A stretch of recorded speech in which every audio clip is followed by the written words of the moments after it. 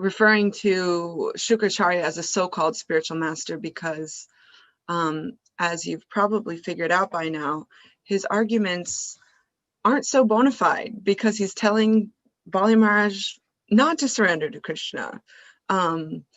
So it's interesting that I was thinking, why is Bali Maharaj specifically stating this as an excuse? Not an excuse, but as a valid reason, as a very logical reason as to why he should give up everything, why he should offer those 3 steps of land to Vamanadev. And I went back and saw how one of Shukracharya's arguments as to why he shouldn't offer the land in charity to Vamanadev was because he was stating like different reasons why it's actually okay to lie, it's okay not to tell the truth, it's okay not to live up to your word under certain circumstances. And one of these circumstances was that when it's specifically for your own well-being and the well-being of others, then it's okay to lie. And here,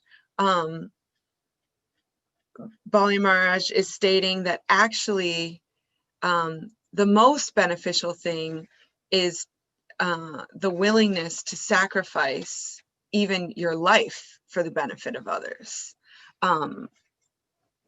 And so I was thinking, Doyle touched on this a little bit yesterday, but I was thinking it'd be fun to explore a little bit more based on this particular verse. How do we see how one should react when people close to us object to our giving up of everything in the service of Krishna? So we see that Bali Maharaj, a couple of things here is that he very soberly and logically explained his reasoning according to what he understood, according to the language that he knew that Shukracharya understood. So he wanted to explain in a very logical way why he's making this decision. And so that's something that we can learn from this. When our relatives or friends or whoever just don't understand and think it's completely ridiculous to offer everything to God, to Krishna, to offer your life to God. You know, a lot of people, there's this conception, well, you know, you can just be a little religious, like there's nothing wrong with that, but why do you have to give everything in service to God? Isn't that like a little fanatical? Aren't you being a little extreme? You know, and here Bali Maharaj does a very good job of explaining why, and Prabhupada of course elaborates on it in the purport, that everything's going to be taken away from you at the time of death anyways, so why not use whatever you have when you have it in service to Krishna, rather than it being forcibly taken away from you at the time of death. It's interesting because as soon as I read this verse, I actually thought of my mother, because of course when I wanted to join the Hare Krishna movement, she retaliated, she freaked out.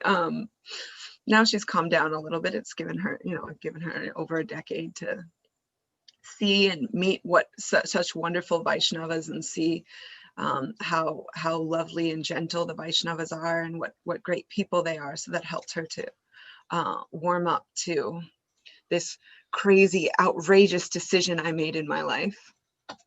Still trying to give up everything in service to Krishna, but at least the attempt has been made to start that path. But specifically, I was thinking because recently we were in need of some financial help. You know, the pandemic has been extreme, and definitely has put a lot of pressure on a lot of people financially, including ourselves. So we weren't necessarily in need, but we've just been like really tight financially. And my mother offered to, keeps offering like, oh, I can help, you know, my stocks are doing good. You know, I can give you money.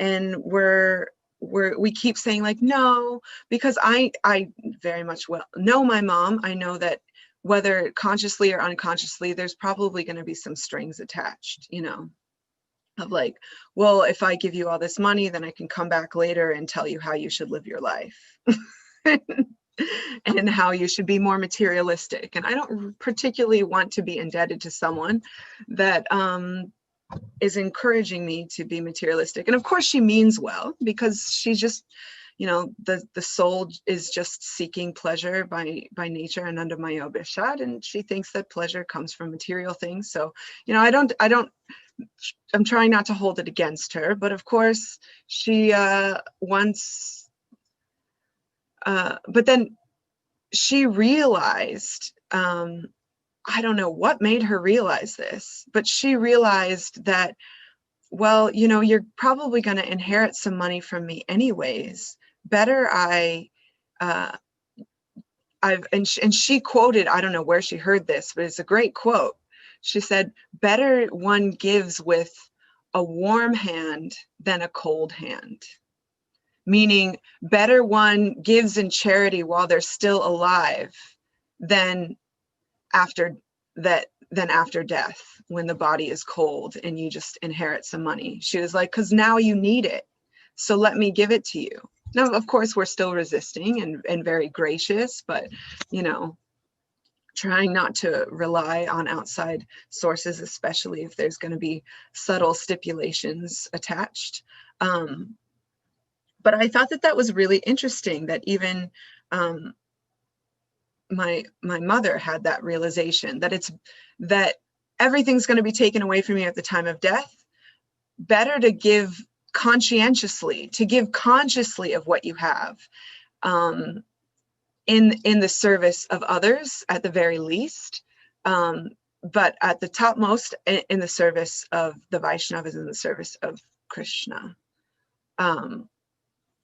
So that was one thing that we learned from this, is that Bali Maharaj very soberly and logically explained in a language that he knew that Shukracharya might be able to process his reasoning. He might not agree with it, but at least Shukracharya might understand where Bali Maharaj is coming from. So it is important that we do our best to explain things, not necessarily quoting direct quotes from Prabhupada's books about people being demons, etc. But we want to be able to explain logically to people that may be worried about why we want to give so much of our lives in service to Krishna, in a way that they'll understand it. It's important that we are sensitive to who we are speaking to. And the other tactic that he used, not only did he use logic, but he gave concrete examples of when saintly, great, respected personalities gave their lives in charity, and how it was the right thing to do, and it gave them ultimate success in life. And he cited the examples of Dadichi and Shibhi Maharajas. So just to remind all of us who these great personalities are, I'll quickly go back and so Dadichi Maharaj was he was involved with the Vritrasura pastime, and when the demigods realized they had accidentally created this demon Vritrasura by mispronouncing some of their mantras, they were freaking out, of course. And the demigods, being pious, they go to Vishnu when they're in trouble. And Vishnu said, well, you should ask Dadichi to give you his body, and using his bones, you will be able to fashion a specific type of weapon that will be able to, I think it was a lightning bolt weapon that could kill Vritrasura. And so Dadichi, at first, he had a little philosophical debate with them, because that's always fun. And also because he wanted to hear the demigods glorify religious principles. So at first he, was like, I don't know about that, maybe, and because actually he wanted the demigods to convince him. So the demigods convinced him. And I wanted to share one of the verses that was really sweet, because it reminded me so much of today's verse. That one of the reasonings why the demigods said that he should give up his body in service. So the demigods replied, "O exalted Brahmana, pious persons like you, whose activities are praiseworthy, are very kind and affectionate to people in general. Why can't such pious souls give for the benefit of others? They can give everything, including their bodies." Why? And including their bodies, because of course they're asking him to give up his body, and also because the body is something very dear to us. I mean, even if we give up the material body, then it doesn't even matter if we think that we have so many other possessions. There's nothing we can do with them. So the body is our most dear material possession, and one who's extremely elevated spiritually is willing to give up even that most dear possession, material possession of their body. And of course we see later that Bali Maharaj not only gave up his body, but he was willing to give up his entire being. The other example cited here was with Shivi Maharaj. And I love this pastime. It's so great. That Shivi Maharaj was a great Rajarishi. He was like a perfect saintly king. Sometimes in today's crazy world of quarrel and hypocrisy and really intense, ridiculous politics, we can take shelter of the Shastra and see what beautiful examples there are of what saintly rulers are actually supposed to be like. And so Shivi Maharaj was one such personality, because one day, so we think like, a ruler at the very least should look after the well-being of their human-bodied citizens. But Shivi Maharaj went beyond that. He understood any living being within his kingdom should be looked after by him. And so, what incredible integrity and character. So anyways, so one day an eagle was chasing after a pigeon because he was hungry, because that's what living beings in the bodies of eagles do. They're conditioned to have to eat the flesh of another living being. And for them, they don't get a karmic reaction for that, because that's just for animals, it's just, survival. So he was going after this pigeon, and the pigeon took shelter in the lap of Maharaj Shivi and asked him, "Please protect me." And Maharaj Shivi took his position so seriously that he vowed that he would protect that pigeon. Now, we walk by pigeons all the time in the streets of New York, and who really takes them that seriously? It's usually like, "Oh, get out of my way." Like, even as a devotee, we might be walking by and be like, "Oh, get out of my way, Mr. Pigeon. I have to go serve Radha Muralidhar. I have to go do some important Vaishnava seva." How much do we actually acknowledge the jivas in pigeons' bodies? But Maharaj Shivi completely acknowledged and was like, "I'm ready to protect you." To what extent, we're about to find out. So then this eagle came and said, "Excuse me, that's my lunch or dinner or whatever. Can you please hand over the pigeon?" And Maharaj Shivi said, "No, I have to protect this pigeon. He's one of my citizens." And the eagle said, "Hello, what about me? I'm one of your citizens too." And of course, again, I'm using language here that you might be able to relate to, but they didn't necessarily talk so simply. But pretty much, you know, the eagle was like, "I'm one of your citizens too. You need to protect me. You need to make sure that I'm taken care of, and I need to eat, and I eat pigeons. So please give me some flesh to eat." So Maharaj Shibi said, "Okay, fine. I'll find you another piece of flesh that's equal to this pigeon, but I already told this pigeon I would protect him." But the eagle said, "No, I don't want just any flesh. If you're really gonna offer me something, you can offer me your own flesh that's equal to the weight of that pigeon."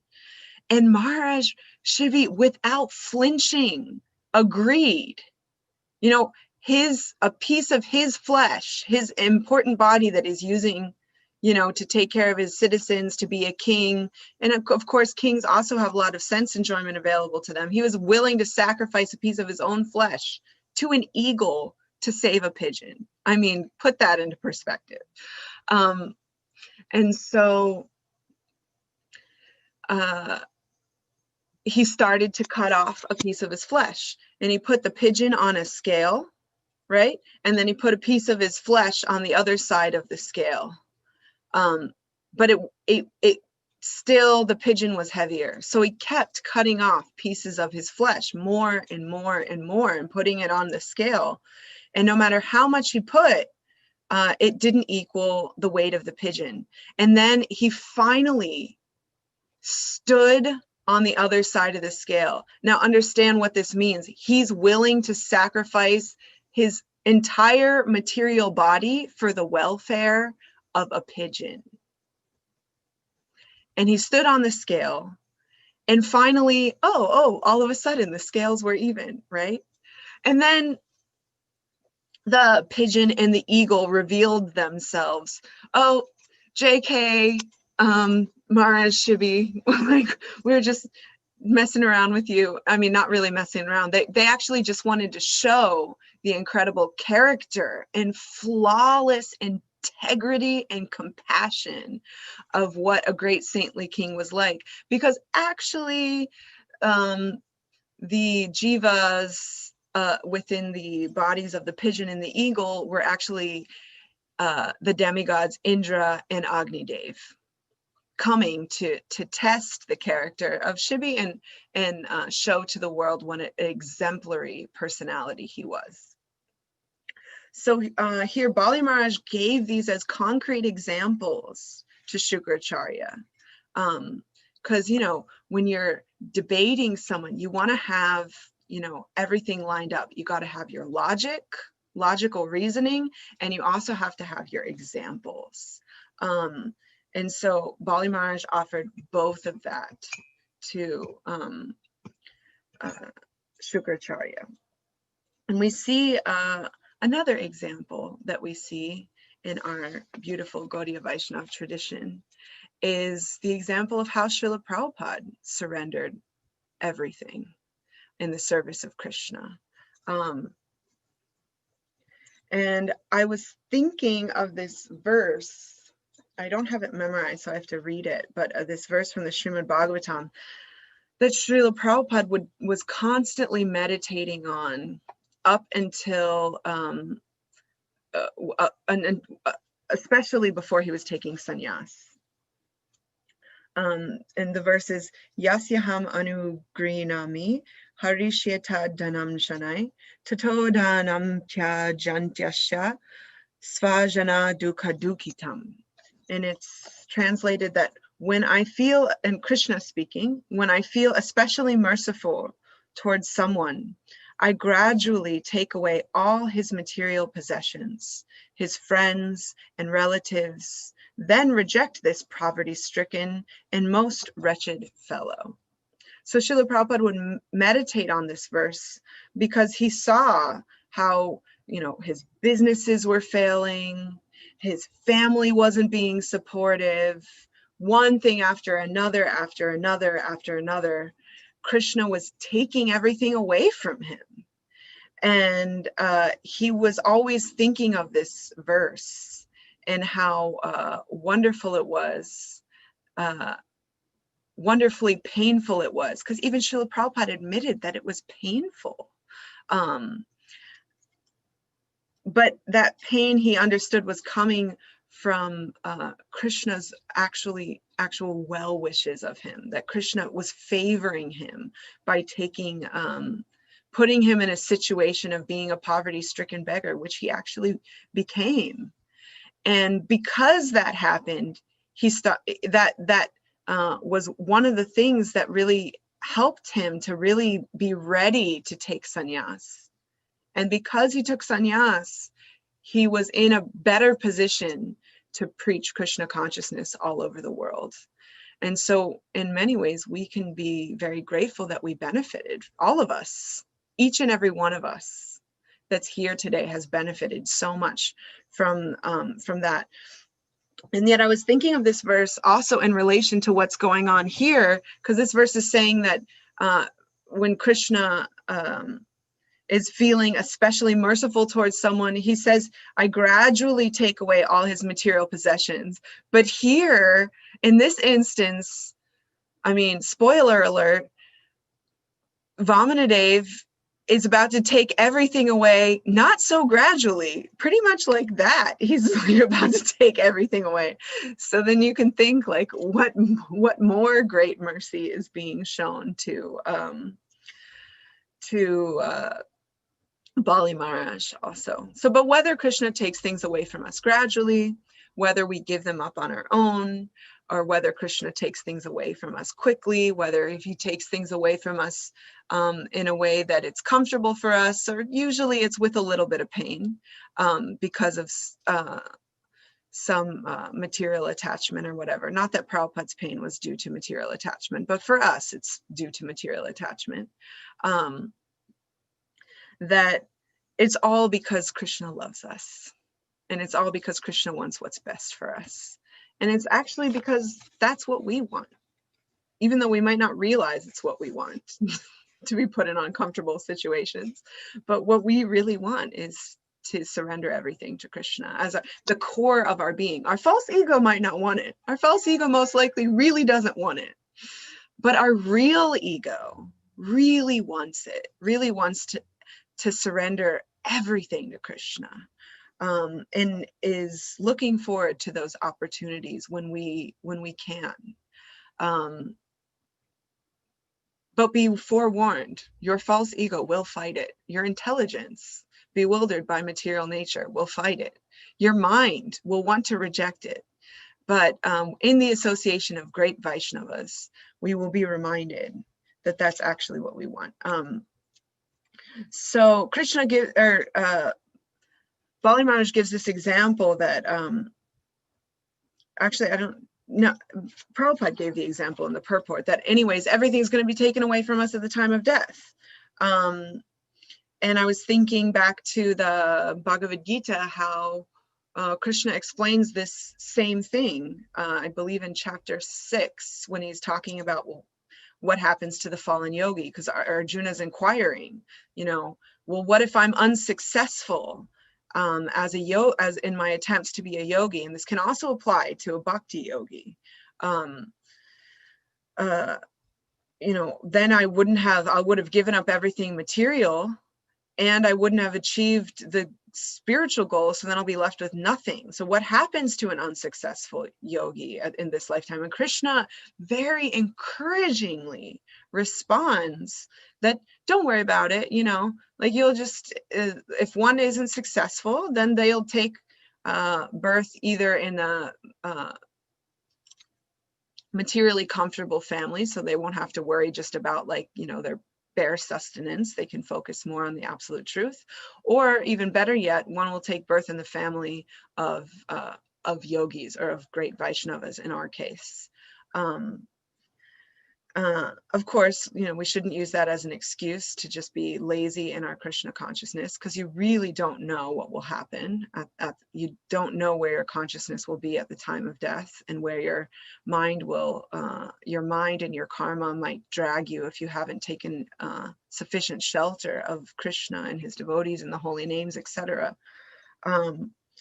But he does explain that. So in this context, it's important to understand that, yes, everything materially will in fact be taken away from you at the time of death. At best, you might have your name scribbled on a plaque somewhere saying that you were a good person or you donated in charity, but that plaque in time will also disintegrate and, merge into the 5 elements. So it's important to recognize that also, as explained in the Bhagavad Gita, that real renunciation means to understand that you actually don't have anything to renounce, because nothing is yours anyway. So this idea of like, oh, I have to renounce this, I have to renounce that. The only thing we actually have to renounce is our own material attachments, because nothing belongs to us in the first place. It was already Krishna's, So Bali Maharaj giving everything in charity to Vamanadev, he actually doesn't have anything to give in charity except for himself, because everything else belongs to Krishna. In fact, the self belongs to Krishna. But the difference is that we have the choice whether or not we offer ourselves to Krishna. And that's why many of us are unfortunately here in this material realm.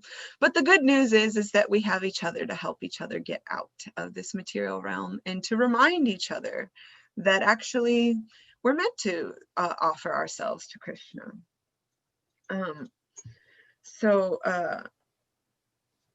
We only have a few more minutes, but I was thinking it'd be interesting to explore this topic of, how, practically speaking, in real life, do we cultivate this awareness that everything is Krishna's?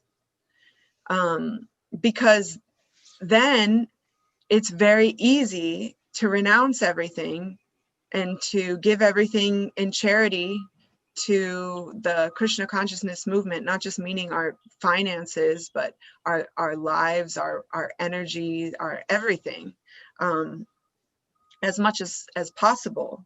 But in order to do that, we have to cultivate this awareness that actually everything is already Krishna's. And therefore, using it for ourselves is cheating ourselves and cheating Krishna. So the first thing is quite obvious, is just by hearing. So it's so important, because, we're here in this material world because we've forgotten that everything belongs to Krishna and everything is meant for Krishna's material enjoyment. So it starts by like a lot of hearing, and just so you hear it once, it might go in one ear, it might jumble around a little bit in our brains and then go out the other ear as soon as we go back to our conditioning of wanting to be the controllers and the enjoyers. So that's why it's important that we hear again and again and again, intensely. We study the Shastra. All of you are great Vaishnavas just because you're wanting to hear, you're coming to Srimad Bhagavatam classes, you're listening to lectures, you're listening attentively to the holy names. And that hearing generates this increased awareness that everything is Krishna's. Like Krishna says in the 10th chapter of the Gita that aham sarvasya prabhavo matam sarvam pravartate di matva bhajante mam buddha bhava samanvita, that he's the source of all material and spiritual worlds, that everything emanates from him, and the wise who understand this engage in his devotional service and worship him with all their hearts. So why are we not worshiping Krishna with all of our hearts? Because maybe we haven't really internally completely understood this. So again, we have to hear. a lot. So some other practical things that we can do to cultivate this awareness is like one thing I was thinking of is that you're taught, and for those of you that may have had the opportunity to spend some time living in the ashram, you're taught to like label all your stuff, like CO, which stands for care of, and then your name, so and so Das or Dasi. So to cultivate this consciousness that this computer is in the care of Tulsi Rani Devi Dasi, that it's not my computer. I'm just taking care of it for Krishna. Wow. And another thing is in our archana, in our deity worship, we're taught to make offerings to Krishna. And in that way, we offer our food to Krishna, and we realize, oh, it's actually not our food. It was all Krishna's to begin with. It's all Krishna's material elements, the life force, within all of the different vegetables and grains, that all of those lives are actually Krishna's servants, so we should offer them to Krishna.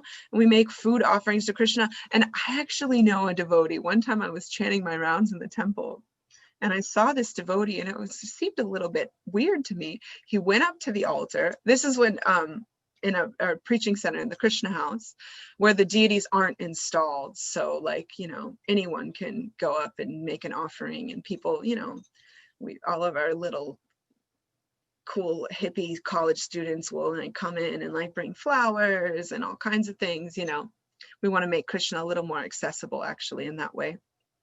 But anyways, I saw this devotee go up to the altar, and he started like placing socks on the altar, and like, you know, a new pair of pants, and like taking all the stuff out of shopping bag, like a new bag, some I remember he had some like note cards for like probably for writing shlokas, because he was a shloka one, like, and he started ringing the bell and making the offering the same way you do with offering boga, with offering like food items to Krishna. And I was like, wow, that's like next level, you know? So like, just like offering his socks and underpants to Krishna. I mean, I don't know about, you know, but, and that's great. Like, how wonderful, you know, like that this devotee was trying to cultivate this, you know, maybe it wasn't according to what Rupa Goswami explained of how you should worship the deity, but this devotee was sincerely trying to create this consciousness that I want to offer everything to Krishna. So you don't necessarily have to do that, you know,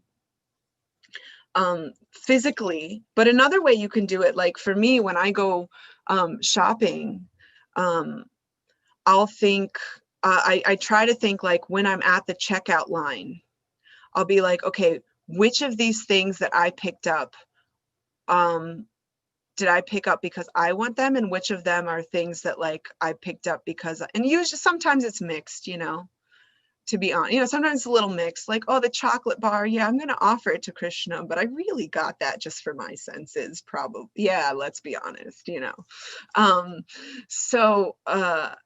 But I like to look at my shopping cart and see, okay, which things did I really get for Krishna service, and which things did I get for my sense gratification? A mix, you know, which things are mixed. And then I try to think, okay, how can I offer everything in this shopping cart to Krishna? This string that I bought, oh, I bought it for Radha Muralidar's bracelets that need to get fixed or whatever, you know, so it's just string. Who cares about string? But it's like, you know, everything we should think, you know, of what is it that we're purchasing? Because Lakshmi Devi is Krishna's consort, and Prabhupada would be so careful with every paisa that he was spending. He kept track of it, you know, and thinking, you know, how can we use, what are we purchasing for Krishna? And also, while we're shopping, we can think, oh, although I might be accustomed to shopping according to what I want and what's good for my sense gratification, my material comfort, to walk into that store being like, wait, I'm going to take a moment and say a prayer and try to think, what can I use in Krishna service, and what's necessary to use in Krishna service?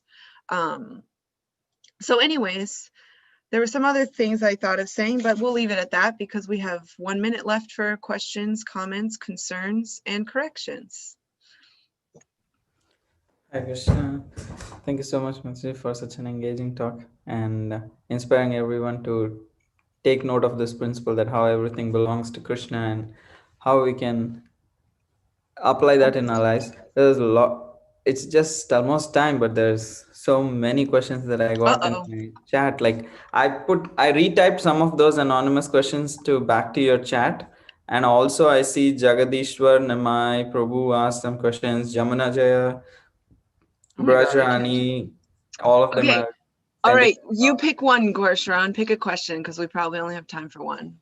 Okay. Do we consider all our material laws as Krishna's mercy? And when should we give, or how should we decide we have to give if we come across a situation as we will gain karma? I think those questions are all kind of in the same line. When do we consider all our material loss as Krishna's mercy? Well, if Krishna is taking something away from us, that's an important question. We have to be introspective and honest and sincere devotees, because sometimes we might, Krishna might take something away from us that he actually might not be necessarily Krishna. And better I explain by using an example. Like recently, sometimes it's just our own laziness, and sometimes it's actually Krishna taking something away from us. So an example is recently, the like energy, what's the name of the Con Edison, right? They deducted close to $2,000 from our bank account because they're like, oops, like we like had to readjust like, you know, our estimated bills to you.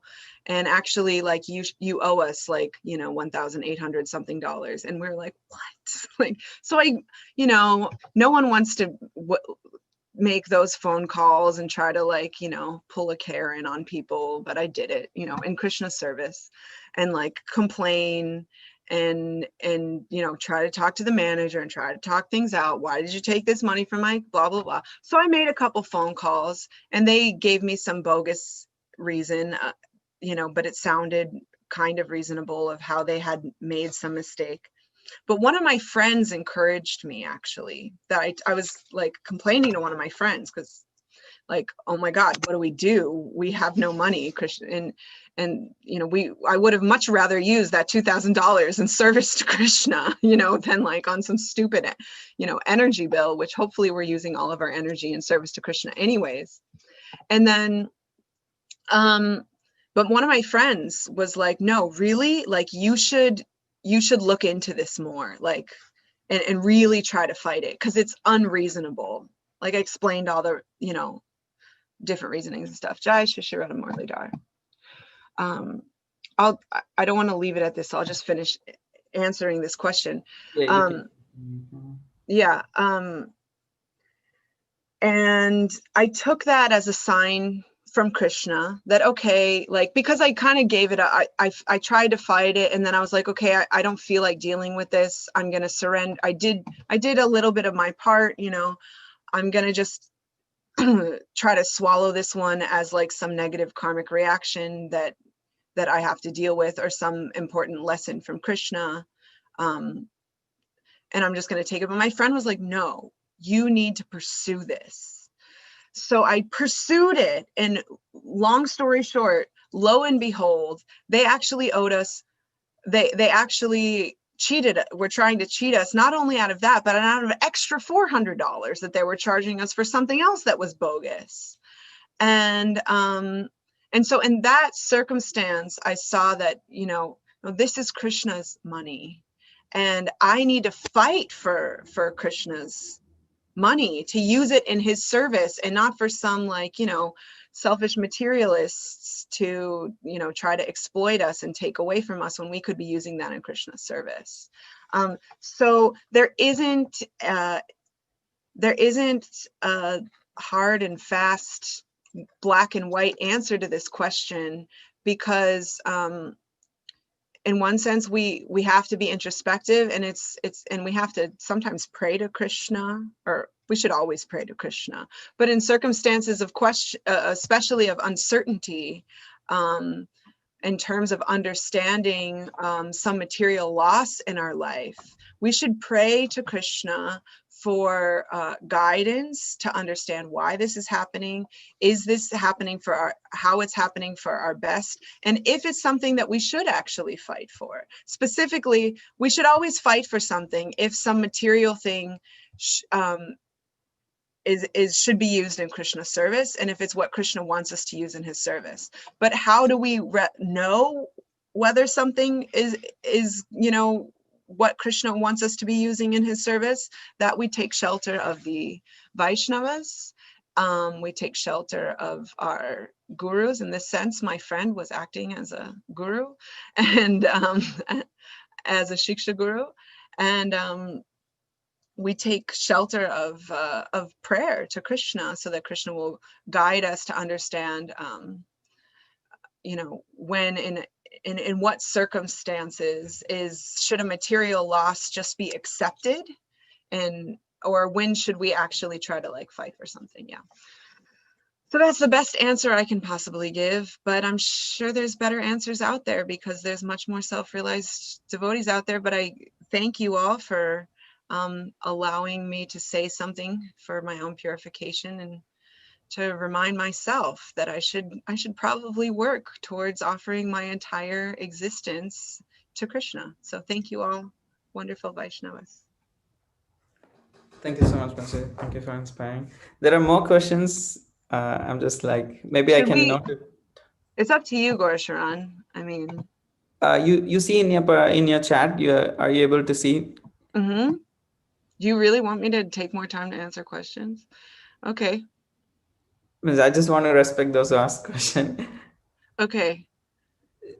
I'm reading this anonymous one. How do we know whether Krishna is taking away or we are being callous? Oh, I already answered that one pretty much, right? What is my experience as a grihasta in my spiritual life on this principle of responsibility and detachment?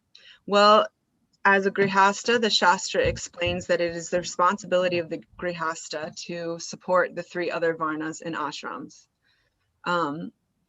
So honestly, financially, we're not doing a very good job of that. Although we sincerely desire to be able to do that. But it's not just financially, financially is stated there in the Shastra. But there's other ways in which grihastas also support the other ashrams, in which we support them, spiritually, emotionally, materially, in other ways, So I like to feed people. I can't necessarily give a lot in charity, but we can, give some nice prasadam to the brahmacharis and brahmacharinis who are sick of eating the same khichdi every day or something. No offense. Gaurasharan actually does an incredible job. I'm sorry. I'm just going to take this moment to glorify you. I have never been to any temple anywhere in ISKCON where the cooks will go so out of their way to try to meet the needs, the dietary needs of everyone in the ashram. It's incredible. Okay, sorry. Side note there. But so as a grihasta, one has to actually take on a lot of material facilities, especially when one has children, which I can't speak from an example in this lifetime. But at least I'm aware of it, that when you have kids, you have to give them so many things, specific for their growth, to keep them, entertained, for their learning. So many things you have to accumulate. And again, whether one is a grihasta or whether one's in any ashram, one should always think, how can I use this in Krishna's service? Is whatever I'm getting really necessary? Is whatever I'm getting really going to be useful in our grihasta service to Krishna? So when I go grocery shopping, I'm thinking, oh, what am I going to cook for Krishna? I try not to think. That's why I try not to go grocery shopping when I'm hungry, because then the tendency is for me to think of what like I want to enjoy. And then we go grocery shopping, we think, oh, what do I want to cook for Krishna this week? You know? So in the same way, it's actually the responsibility of the grihasta to accumulate material possessions, but at the same time, it's a huge responsibility of the grihasta to accumulate knowledge that everything belongs to Krishna. And that detachment comes through that knowledge. And especially as the grihasta phases out of the grihasta ashram into the vanaprastha ashram, and then one can give up more and more material things that they see, because one should just look at their life and be like, okay, what do I need to use in Krishna's service? And if you don't need to use it in Krishna's service, then you get rid of it. There's this like whole like minimalist movement, right? Where people like want to like live minimally, but oftentimes it's just for their own sense gratification. So they don't have to deal with the stress of having so many material possessions. But devotees, whether they live in a huge house so they can have big programs to share Krishna consciousness and inspire others in Krishna consciousness and raise children in, or they, you sleep on the floor in the brahmachari ashram, it's like, either way, one has to cultivate this understanding that everything belongs to Krishna. Because there's that wonderful story, I forget, that anyways, I won't tell the whole story, but, even a brahmachari can become attached to his, his saffron threads, this is my dhoti, not yours. Why did you spill something on my saffron dhoti? Whatever. So that attachment can be there in any ashram. Of course, the grihastha ashram, there is the danger of more attachment being developed because of your relationships to your family members and because of the necessity of taking on the responsibility for caring for more material objects. But either way, we have to cultivate.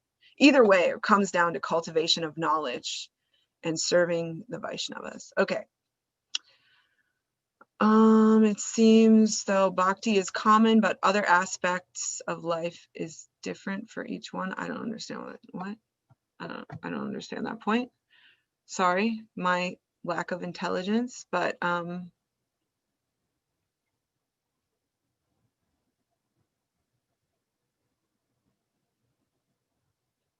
I missing other questions here? That's all the questions I see. Like, how do we begin it? It seems the bhakti is common, but other aspects of life is different for each one.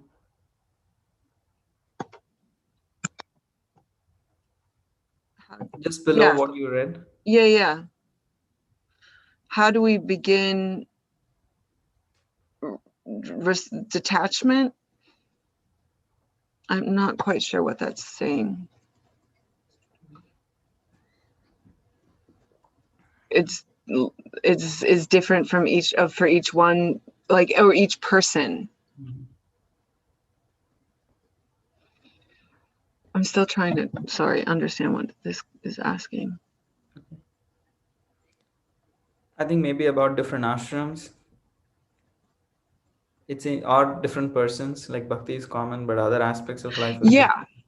Yeah. So I feel like we already explained that yes, the bhakti is regardless of ashram. One's a servant of Krishna. I'm not sure. It's my interpretation. I don't think it's ashram. It could be individuals also. Yeah, but for each person. Yeah. So necessarily how that responsibility, how that detachment plays out, it is different. But that's why Krishna's in everyone's heart. Krishna knows us, He doesn't see, like there's that analogy, like Krishna doesn't see how much you give, he sees how much you hold back, So one person might be like, oh, I'm giving $10 billion to the Bhakti Center, which would be nice. If anyone's out there and wants to do that, by all means, please. We have lots of preaching to expand. But when someone else, that might only be a fraction of what they have to give, and the rest of what they have they're using for sense gratification. And that's great, they're making a huge step in their spiritual advancement. But Krishna still sees, but someone else might, like I love that example of like, there was like a homeless person or a really poor person or something that used to come to Matchless Gifts when Prabhupada was there, and he gave Prabhupada a roll of toilet paper. That was his donation. And Prabhupada appreciated it so much because, you know, the pure devotees, because they're empowered by Krishna, they can see, you know, how much of our hearts are we actually giving, how much we're holding back. So yeah, I mean, it is individual, that our detachment, Krishna helps us with our detachment, as we discussed earlier, that sometimes it's not just that our detachment is that we give things away, you know, for our purification, Krishna always pushes us outside of our comfort zone. We shouldn't see that as Krishna's like because he's a jerk or something. It's actually because he wants us to make more spiritual advancement. So he takes things away from us when it's a little uncomfortable. You know, if Krishna takes something away from us and it's not uncomfortable, then we're actually not renouncing anything. And we're not actually making any spiritual advancement, because it was already something we weren't attached to. But if Krishna takes away something from us, then we were attached to, and then because of that attachment, there's a little bit of pain there. Then actual purification takes place, right? Like if I don't even like ice cream, and I'm just like, someone gives me an ice cream cone and then my ice cream falls on the ground, I'm not going to cry. You know, I'm not going to be upset about it. I'm be like, okay, whatever, it's just ice cream, not a big fan anyways. But if you give ice cream cone to a little kid, and that little kid, the ice cream drops on the sidewalk, it's like the worst thing that could have possibly happened, because their idea of the greatest sense enjoyment was that ice cream that they wanted to enjoy. And so when Krishna takes something away from us and it's not that painful, it actually doesn't purify us that much. But so when Krishna takes something away from us and it's actually like, oh, that's hard, Krishna, then then that's when the real purification comes. And that's when we take shelter of Krishna more. And that's when we not only take shelter of Krishna, but we're grateful to Krishna. Tatenu kampam shushamikshmano. Like, thank you for my suffering. Thank you for putting me in this situation. I take shelter of you no matter what.